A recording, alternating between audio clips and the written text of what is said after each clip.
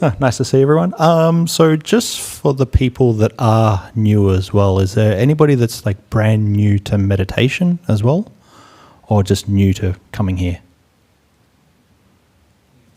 You're just new here? You've done some meditation before? And what about you up the back? You've done a little bit of meditation, yeah? Who else was new? Yeah? You? Done a little bit? What about you? A little bit? Okay. Same? Yeah, okay, nice. So as Langdon said, we'll be sitting for a little bit longer tonight until about 8:30. I will give some, a little bit of guidance, maybe not so much guidance, because last thing you want to do is sit here and listen to me talk for an hour. So that's but I'll give some guided instructions, and really just whatever you've learnt though, and whatever you're comfortable with doing, just do that. You can follow my instructions. You don't have to. It's totally fine. And obviously that goes for everyone else that has got experience. You don't have to listen to me at all. You can just totally tune me out. It's probably better to tune me out. But yeah, just for the people that are new. So if you want to follow along with some of the guidance I give, that's fine. If you just want to do your own thing, that's fine as well. So with that, we'll get started.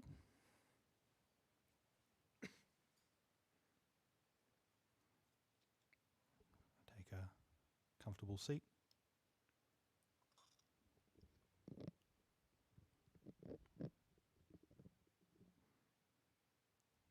Find the most relaxing position for yourself.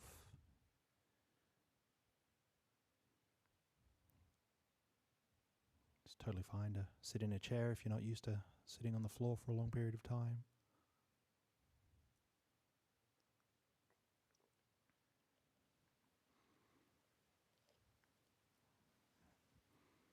You just want a comfortable position where you're not going to move around so much over the next hour or so.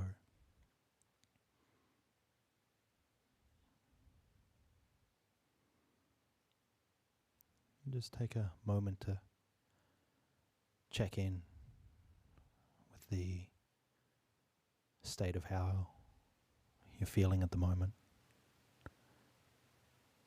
Both how your body feels, if there's maybe any tension or tightness there. For example, in the shoulders or in the face. If there is, just see if you can move and soften and relax those areas. But also checking in with the kind of state that you're in. Do you feel relaxed, agitated?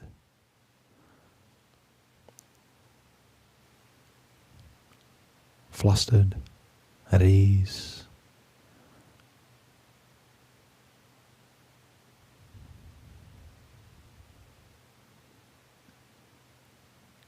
Whatever it is, see if you can take a few deep breaths and just leave that aside. Any baggage or issues or future plans that you might have brought in here, and just put that aside for the next hour or so.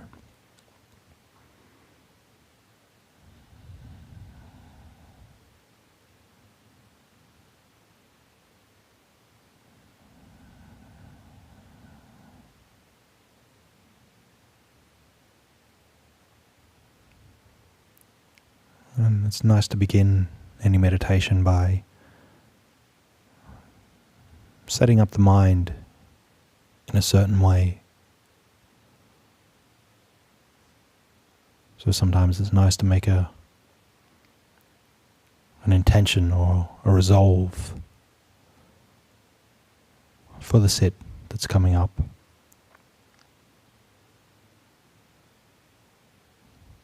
Maybe on the thing that you want to focus on in the meditation.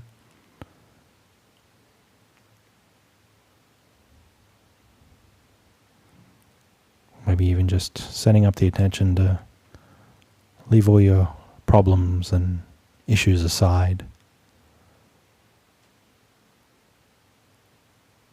or just simply the intention that you try the best you can without putting too much pressure or stress on yourself about the meditation to go a particular way.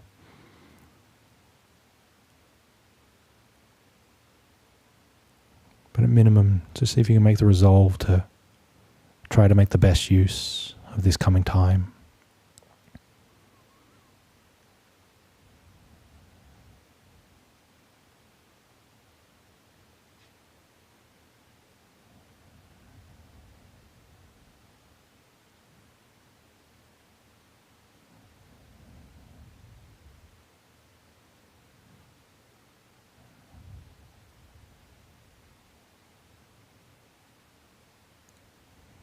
You can start to settle into whatever method of meditation they usually use. Could be watching the breath or counting the breaths. Could be observing sensations in the body or developing kindness.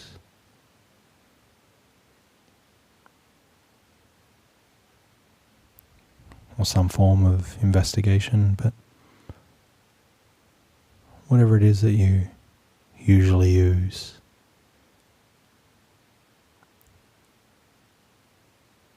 Start to place your awareness on that.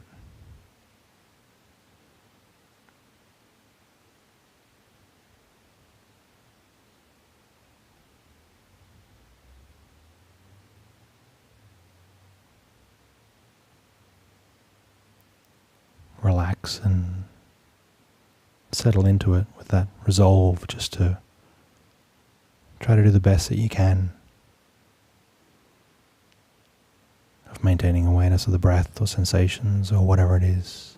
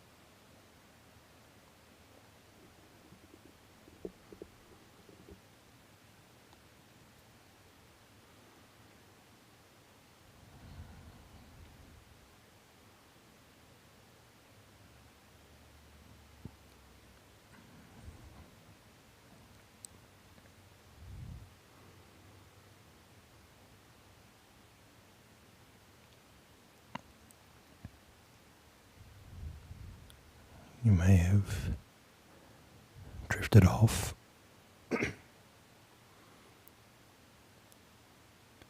Become distracted.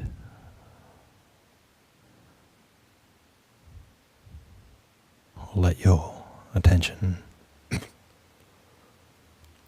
drift off. And if it has, this is okay. The whole process of developing meditation is to just simply keep coming back to your meditation object over and over again.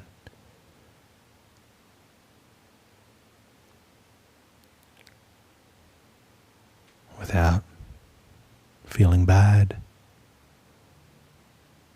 that you might have become distracted. Absolutely everyone is in the same boat as you. It can be very difficult to train the mind.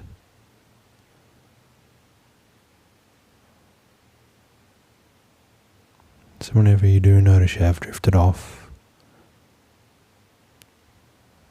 just try to re-establish yourself again. Set that resolve again.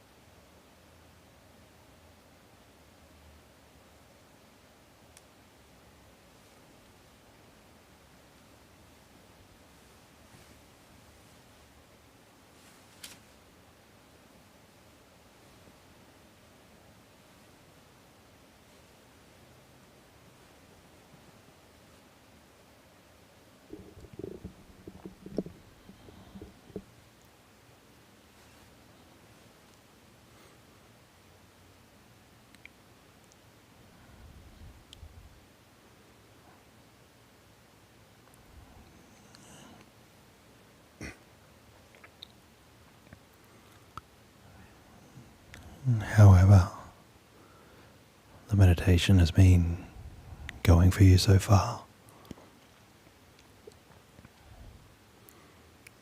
Whether it's going well or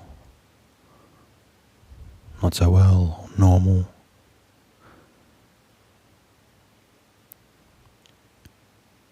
See if we can just simply begin again. Each new moment is a chance to start afresh, to clear the mind of any preconceptions.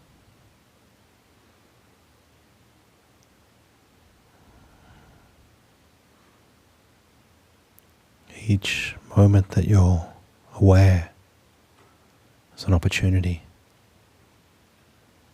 to re-establish mindfulness and awareness, to let go,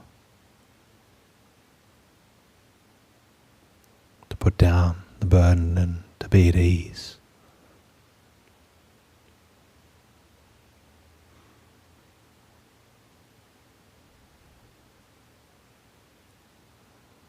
All it takes is for us to turn towards that.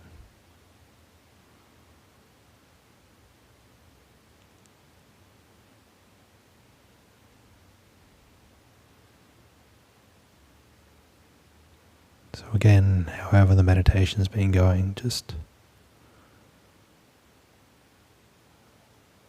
simply start anew.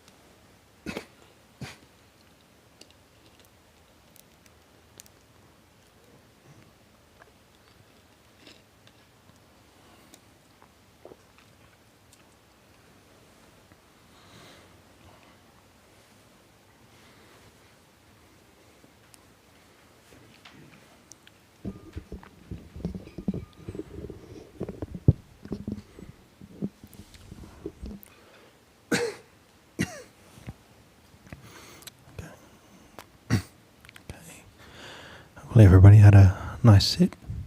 I'll pass it over to Langdon for a few announcements. Yeah. Thank you very much, Ajahn.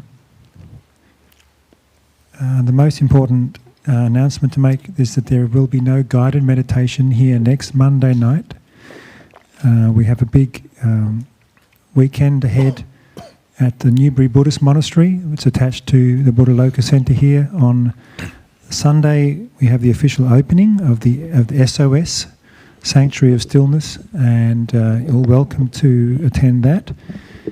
There is information on our website, or if you're subscribed to our newsletter, you can find out about it. And on the Monday, the 27th, there's a one-day meditation retreat being led by Ajahn Brahm. I think that's completely booked out now. Is anyone from this room going to that event, driving up to that event? There are a couple of people. Can you just keep your hands up for a moment? Do either of you have space to take 2 people with you in your car? So yes, maybe leaving quite early. We have a couple of people who are here tonight, so I would suggest, if you're happy to consider taking someone, maybe just hang around after the session tonight, and the people who are looking for lift maybe approach one or either of the people who have had their hands up. All right, so... or you can walk. Or you can walk, yeah. Yes. But set off like probably after the session tonight. Yeah. Yes. Tomorrow night there is another guided meditation with our lay teacher Sandeep. And if you're not aware, we have regular online sits through the Discord platform in the mornings between 4 a.m. and 6:30 a.m. and in evenings 7 p.m. 7 to 7 p.m. So just if you want to find out more and become part of an online meditating community of people here from Victoria and in fact around the world, so you can join that group through the BSV website and participate in those opportunities to strengthen your meditation practice at home. I think that's all the announcements we need to do. So are there any questions here in the hall?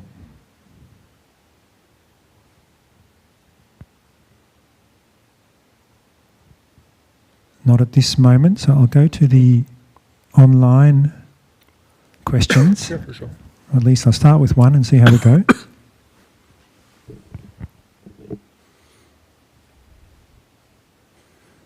Ajahn, the first question is from Pooja.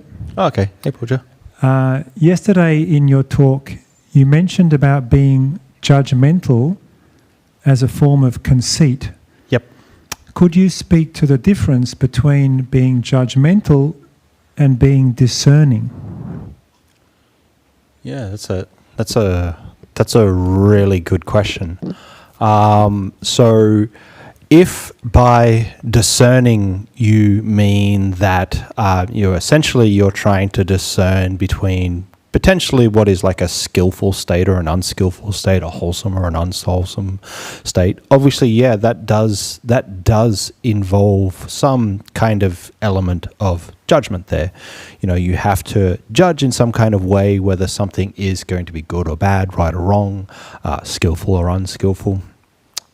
And so there's a way that we can use discernment skillfully, and we can use it well to, again, to look at the different kinds of maybe states that are in the mind or actions that we're doing. And we can use discernment unskillfully as well.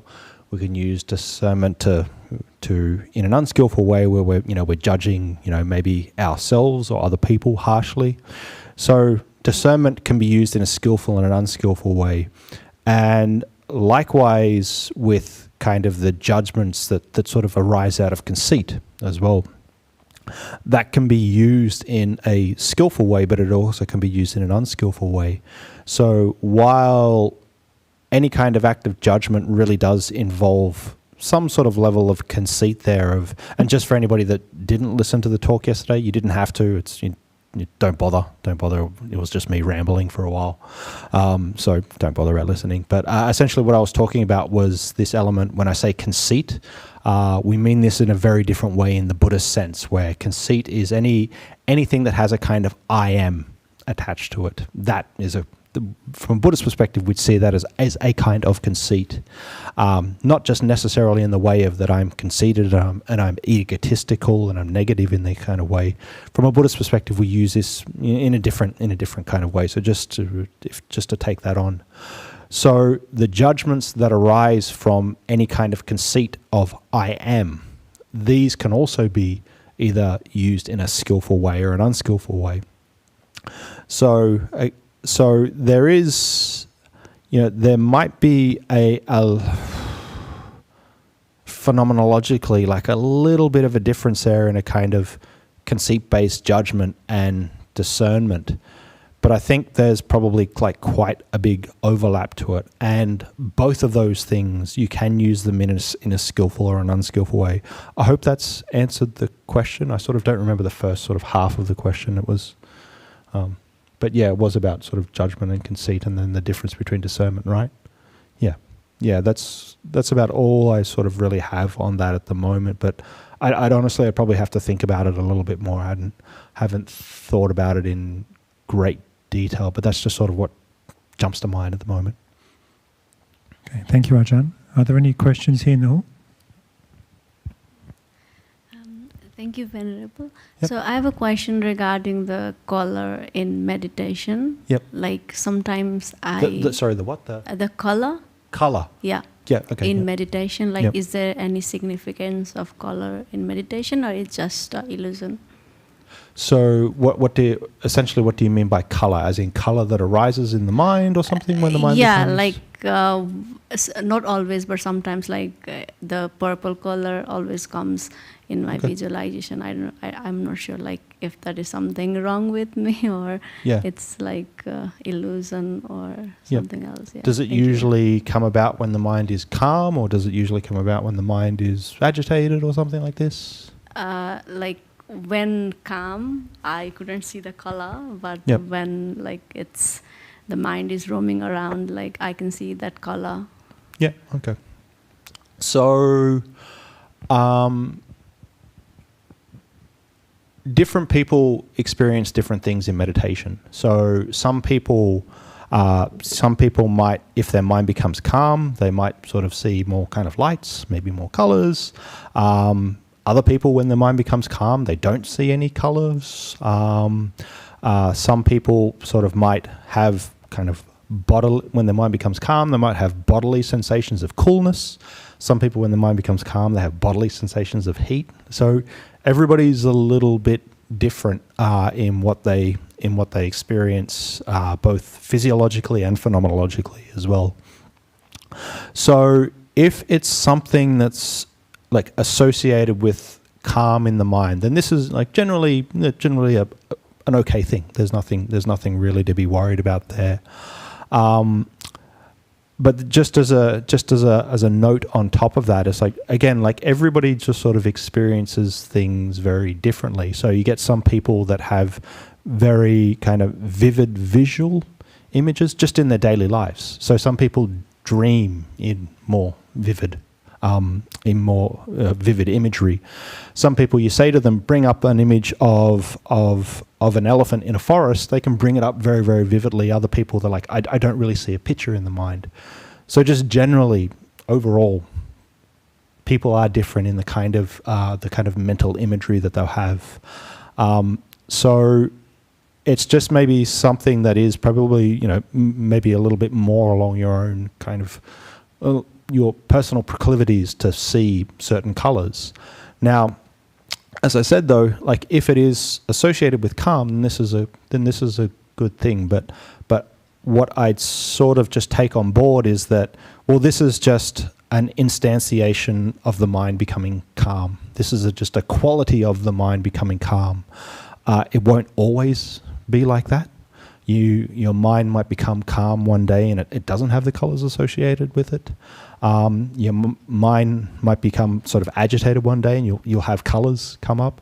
And there's the old kind of saying is like people seeing red when they get angry.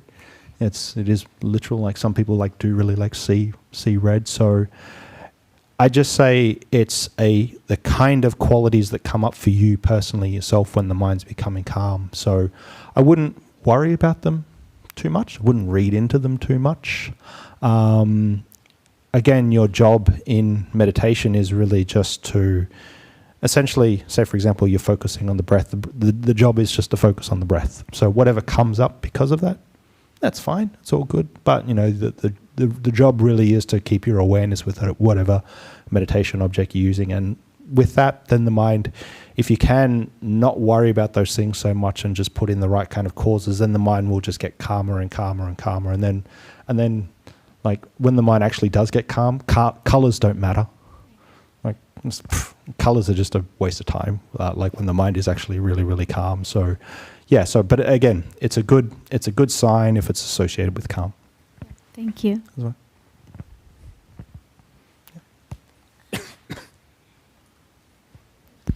Just please hold the microphone there.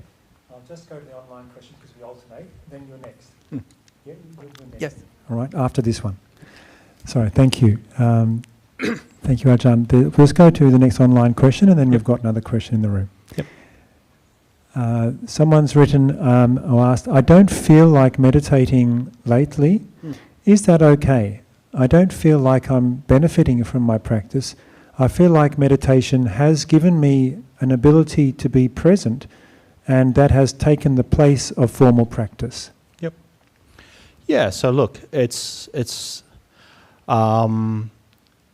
if you think about anything in your life, there's periods of time where you want to do it more and you don't want to do it as much.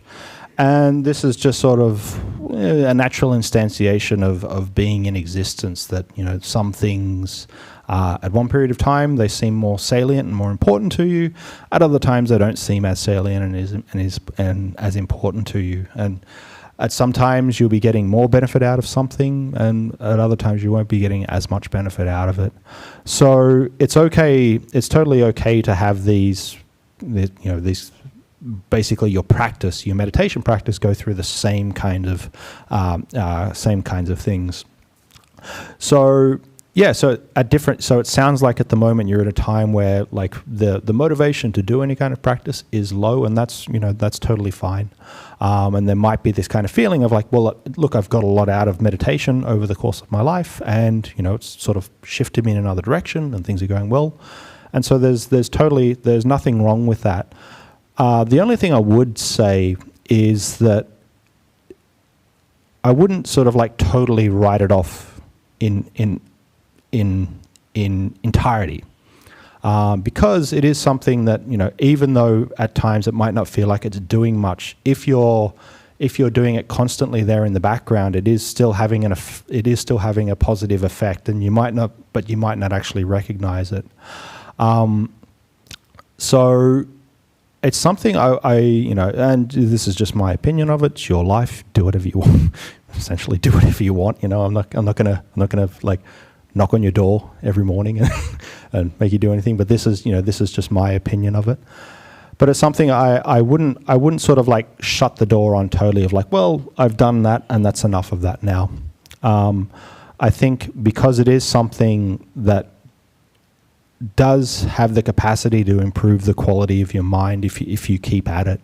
And sometimes, especially if you've been practicing for a little while, it's sometimes harder to see the benefits over a longer period of time. But then you look back, like say over like 5 years of doing it, and go, oh, hang on, because I've been doing it over the 5 years, it hasn't really seemed like a lot's happened, but I've really progressed a lot in 5 years. So I think it's something, it's your choice, but it is something I'd sort of keep going in the background. It's sort of like going, at some point in time you might go, and I've done this at some point of like, I spent so many years, like, my teens and my 20s and my 30s is like, I'm going to eat really well and we're going to exercise a lot and do all those kinds of things. And then I sort of hit 40 and went, I couldn't be bothered. Like, why eat salad? Like, why bother? Like, it just sucks. Like why just eat like raw vegetables? It sucks. It's terrible. And I stopped, and now I'm so many kilos overweight, kind of thing. And so there is, even though something, it's like, I don't really feel like I'm getting a lot of benefit out of just eating salad, but like, when I stopped doing it, that's when I realized, I was like, oh, hang on, there is a benefit. There is a benefit to that thing. So yeah, there's nothing wrong with having a bit of break and maybe not doing it as intensely, but it's something I probably would sort of maybe just keep in the background there. The last thing I'll say about this is, it's something that you notice after doing meditation for many years. You get a lot of people going, it's like, well, I did really hard practice before, so I actually don't need to practice that much anymore. And if I can just speak plainly, this is like delusion talking, that they think that now they're sort of beyond doing it anymore. Some people, and I'm not saying this is you, but I'm saying some people think that they're very advanced and they just don't need to practice as much anymore. But the bottom line is most of the time you've just sort of like fooled yourself into thinking that you don't need it. It's sort of like a heroin addict that goes, yeah, no, I'm fine. Like I'm fine. I don't need sobriety and a healthy lifestyle and all these kinds of thing anymore. Like I think it's a bit of an overstatement to go, I actually don't need this thing anymore. Because if you do it over a longer period of time, and you keep at it, and you keep the kind of the formal side of it going as well, you just progress so much more. But again, I'm not saying that's you, but I notice it with a lot of people that have been doing meditation over decades, kind of thing. So yeah. Did you have a question? Thank you. I'm not sure if I'll articulate this very well, but my question's sort of when you're meditating, you can identify your thoughts better. Yep. They come and they go. Yep. But say in day-to-day life, and a thought arises in your mind, and you notice that it's not very wholesome. Yep. It's irritated, or it's Yep. a mild annoyance. Yep. So you can see that. I'm just wondering on strategies on how you can sort of, like, thoughts come and go, so you can just be like, oh, it'll pass. Yep. But if it's something that's sort of persistent, something's bothering you, an action that someone's done, what are some strategies on how you can turn that unwholesome thought into less intense and maybe a positive thought, if that makes sense? Yeah, for sure. No, that definitely makes sense. So there's kind of two schools of thought on this, like unwholesome or negative thoughts that arise in the mind. One school of thought is very much the kind of the modern mindfulness movement of, just allow it to be there, don't be judgmental about it, just to let it rise and pass away. This is feasible. This is definitely a feasible option. The second option is, you could say, maybe the more traditional Buddhist way of like, well, if you recognize something that is unwholesome, you should try to see it as unwholesome and try to abandon it in some kind of way. So maybe doing a practice that is the kind of the antithesis of that thought. So let's say if it's a kind of negative ruminative thought about kind of anxiety and future worry, you might do something that's the opposite of that. We're going, well, actually everything's impermanent. Everything in my life is impermanent. I don't really know what's going to happen in the future. So you can try to balance it in that way. So if you do notice that there is an unwholesome kind of state come up, you can do like either one of those things, and either one of those things might work at different times. So yeah, there might be times where you just go, actually, yeah, it's just a thought. Maybe it's a persistent thought that comes back, but it is just a thought, and that actually might give you some kind of relief from it. Other times you might need to go, actually, this thing is ramping up. I really need to do something in some kind of way that counteracts it or counterbalances it by doing, trying to intentionally bringing up the mind state that's the opposite of that. So you can do either one of these kind of techniques. But then there's the other way of like sort of, and this takes a little bit more time and it takes a little bit more effort, but like really trying to look at the root of the thought. What's this kind of thought coming from? Because if it is a kind of negative recurring thought, it's maybe not necessarily the thought itself, but something behind the thought that's driving it. So, it might be, you might have a kind of, negative ruminative thought about your career or something like this. But if you sort of look deeper into it, it's like, no, well, what I'm actually lacking is a sense of security here. What I'm actually lacking is a sense of certainty in my life, and this is the thing that is driving that other thing. So sometimes it's helpful to look at the deeper cause of that thing. So I think in some way you have to have a bit of all those three ways of doing it. Just allowing it to come and go, and that's fine. Maybe doing the counter of that, and trying to intentionally develop the opposite state of that. But then also sometimes looking deeper at maybe what the underlying causes of that thing are. And when you're looking at the deeper things, like sometimes that's not just a meditative thing. Sometimes you have to talk to people. Sometimes you have to verbalize these things. Sometimes you have to, get out of your own head a little bit. So there's room in there when you notice negative kind of thoughts coming up. There's room in there to go, it's maybe not just the mind. Maybe it's something else in life, and there's some other things that I can do in my life, in my actions, in my interactions with people that might actually assist this in some way. So meditation's obviously a very good tool to look at these things, but there's also other ways. There's also plenty of other ways to do these things. You might have a lot of kind of negative ruminative thoughts about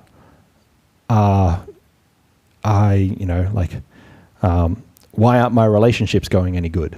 Yeah. But it could be, it's like, well, you're just hanging around terrible people. So maybe you do actually need to change something in your life as well. Maybe it's actually just you. And it's like, actually, well, I'm the jerk. Everybody else is fine. And it's usually, for me, it's usually that. That's usually me. I'm the jerk. It's not everyone else is fine. It's usually me. So this is all to say that meditation is good. This is a very useful and central thing to do, but you can also look at other aspects of your life and maybe look at what's actually contributing to those things and seeing if you can do something about that. Does that make sense? Cool.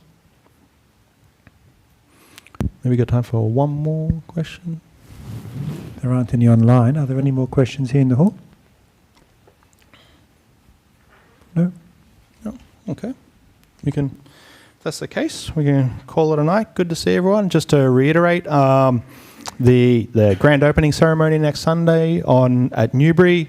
Encourage you to go along to it. These things don't happen very often, so it's a very, very rare opportunity to go to one of these opening ceremonies of a hall and a meditation retreat centre.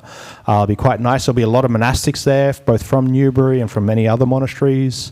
There'll be, Ajahn Brahm's there. There's lots of other people there, so it is quite a good thing to be a part of if you've never been a part of it. And yeah, with that, I'll see you maybe on Sunday or maybe in a few weeks' time. Okay, with that, we'll call it a night. Good to see everyone. Night.